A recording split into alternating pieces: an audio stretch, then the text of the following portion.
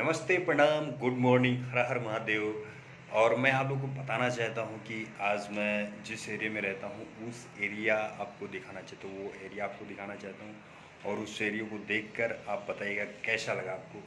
तो मैं आपका प्यारा भाई राजेश छलिया और मैं दिखाता हूँ इंडस्ट्रियल एरिया जिस एरिया में हम रहते हैं।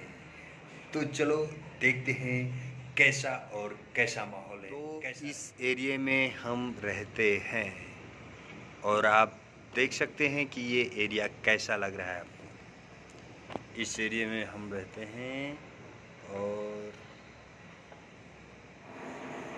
आप लोग भी इस एरिया में रहना पसंद करते होंगे। जी हाँ मेरे दोस्तों, इस एरिया में मैं रहता हूँ और ये अभी हम जहाँ पे हैं ये बेंगलुरु की सीन है। बेंगलुरु, जी हाँ, कितना सुनहरा, कितना अच्छा।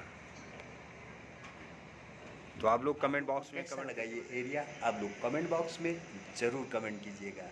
ठीक, ओके, बाय।